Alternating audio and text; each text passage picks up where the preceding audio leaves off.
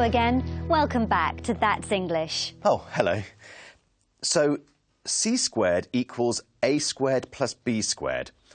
What's the value of c if a equals 7 and b equals 24? That's easy. 25. Impressive. You've certainly got a head for numbers. I was turned off maths at school by an awful teacher. One year I was even bottom of the class. Well, today's documentary looks at how to make maths more fun by using magic, such as card tricks. Let's watch. Mathematics and magic. At first, the two seem like an odd combination. But mathematics is behind many technologies that were once thought of as magical. Peter McGowan is using magic to teach mathematics. He explains what maths magic is all about. It's a red card, it's a red card. Maths magic, in its simplest form, is magic where the kind of hidden secret technique to it is mathematical. And the sorts of areas that it's been applied to are obviously card tricks, because if you think about it, a card pack is 52 data elements, if you want to think of them about that. So a nice way to get people interested in maths. Peter tells us what inspired him to use magic in the classroom.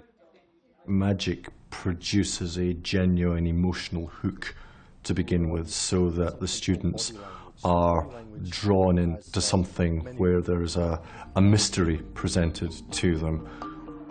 Maths is traditionally seen as a difficult and sometimes boring subject at school. But teaching maths through magic is just one example of how this subject has reinvented itself. Some teachers have taken to rapping in the classroom to keep the subject fun and fresh. And remember, one card. Peter teaches computer science. His use of maths magic has proved a popular and effective way of teaching his students. The sorts of tricks that I use are ones where there is some clear magical effect. They've got to catch the attention, they've got to provide that emotional hook.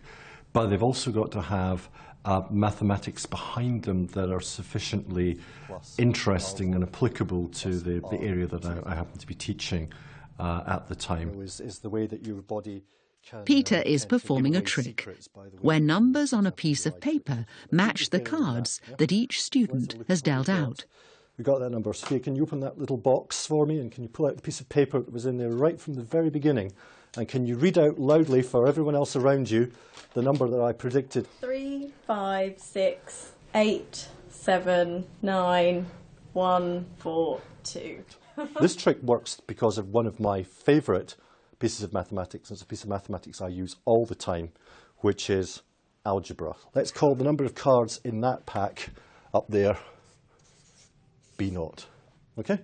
That's just a number. In that case, it was for those students who are interested in maths. They can see how the very simple maths often that they're learning can actually be applied to much more complex and interesting systems. But equally, those students who previously were very turned off by maths, and who would say, oh, what's the point of mathematics, suddenly realise that there's actually a kind of use for them in being able to perform these kinds of tricks. So even if they don't end up loving mathematics, at least they're less likely to go around saying bad things about it. Maths is an important issue in the UK today, as 1 out of 5 adults are innumerate. It means some people have difficulties working out their change when they go shopping, or helping their children with homework. These people are twice as likely to be unemployed as those who are numerate. Sophia Cusano is a student who has given numbers a second chance. I was terrible at maths at school. I was bottom of the class. I just couldn't visualise abstract concepts when it came to algebra. I thought the magic was a brilliant way to understand what was actually going on with the algebra, because the cards actually helped you to visualise what was going on. So it wasn't just an abstract concept, you could actually relate it to something real that was happening in front of you. Magic intrigues and entertains audiences. Maths has a reputation for putting people to sleep, but together they produce an effective learning tool that could help more and more people see the magic in maths. Magic certainly makes maths more interesting. Peter said it produces an emotional hook which draws students in or attracts them. And Sophia explained well how it helped her. I was terrible at maths at school. I was bottom of the class. I just couldn't visualise abstract concepts when it came to algebra. I thought the magic was a brilliant way to understand what was actually going on with the algebra, because the cards actually helped you to visualise what was going on. So it wasn't just an abstract concept, you could actually relate it to something real that was happening in front of you. I'm not sure if I'll ever be able to visualise abstract concepts and understand algebra, but I might try magic maths. Another interesting area involving maths is statistics. You know that famous quote, there are 3 kinds of lies. Lies, damned lies, and statistics. Well, we asked our international friends, can you quote any statistics which characterise your country? One of the biggest statistics I can quote to characterize Jamaica is that of its ethnic makeup. So 90% of Jamaica's population is of West African descent. 0.2% is Chinese, 0.2% is European, and the rest of the percentage is a mix of things like Lebanese or Jewish or a host of other nations. Statistics? Well, New Zealand has 5 million people and 50 million sheep, and I think that says everything. The population of South Africa is around 54 million at present. Unfortunately, about 5.51 million people are infected with HIV that we know of. There's a big wealth divide in the cities of Scotland. In Glasgow, the least wealthiest part has a life expectancy of 55, whereas the most wealthy, the life expectancy is 85. Well, what I read recently was that America imprisons 25% of all people incarcerated in the world, but we only have 5% of the population of the world in the United States. One thing is that in London we have 8 million people, and England's quite a small country, so I think that shows how popular the city is. Nearly everyone that moves to England will probably want to come to London, and even though it's very busy, it's very popular, very busy. So, more than 10% of the population of South Africa is infected with HIV. And there's a 30-year difference in the life expectancy between the poorest and wealthiest people in Glasgow. It's funny, though, that New Zealand has 10 times more sheep than people. Well, in the USA, there are cattle rather than sheep. And today, Jodie's visiting a ranch to find out more about them. She also visits a town called Tarpon Springs, which has a curious industry. Let's watch.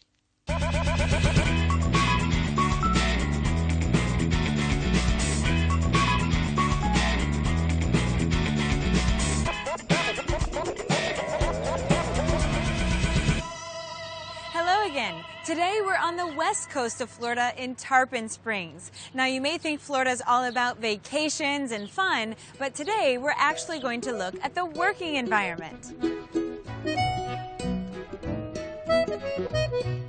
Tarpon Springs is a charming, eclectic city with the highest percentage of Greek Americans in the United States. Tarpon Springs is known as the sponge capital of the world. They might look like plants, but sea sponges are actually porous animals that grow on the floor of the ocean. I'm here with George of St. Nicholas Boat Lines. George, what are the origins of the sponge industry here in Tarpon Springs? It started right at the turn of the century. They went to Greece and they brought in the Greek sponge divers. And from something like less than $200,000 a year, they went to about $15 million a year. And tell us about the Greek community that thrives here. Well, at one point in time, there was a 75% Greek population. I would say today you have something like 10,000 or 12,000 Greek people or Greek descent.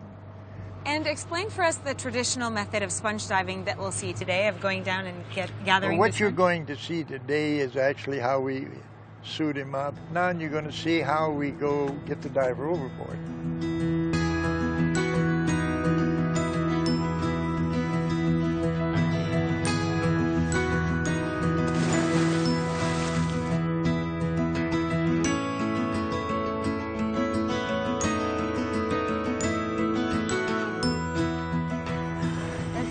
Found here. Oh, wow. Not bad. It That's looks the wool sponge. amazing. It almost looks like a heart.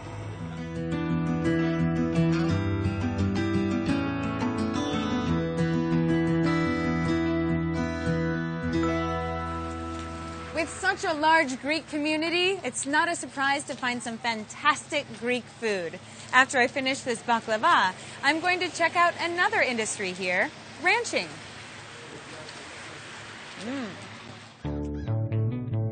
We've come an hour outside of Tarpon Springs to Bartle Brothers Ranch near Dade City. Like several other U.S. states, Florida has a long history of ranching, making the industry a strong part of its roots, culture, and heritage. This ranch has been run by the same hardworking family since 1930.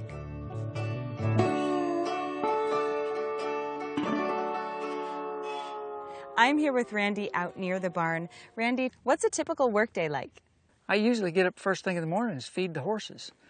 Maybe we need them, maybe we don't, but they still want to be fed. And we're feeding, we're fixing fence, planting grass, making hay, working cattle, just whatever we have to do. About how many hours is your workday? It could be anywhere from daylight to dark, or it could be less, depending on what we're doing. And why is ranching so important here in the U.S.? Well, somebody has to produce food. We can grow cattle on land that you can't farm and you can't do much of anything with, but the cattle can graze on it. And they're such great protein converters. They can take stuff that you can't eat and they can eat it and convert it into an edible protein source. Great. Well, do you have any chores for me to do? Well, we'll go move a few cows and have to feed some horses and cattle. All right. Sounds like a plan.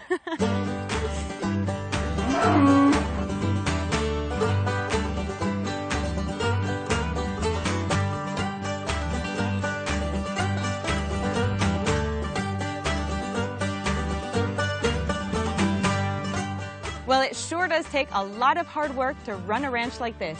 We'll see you next time in St. Augustine. I wouldn't like to have been a sponge diver 100 years ago. That suit looked heavy.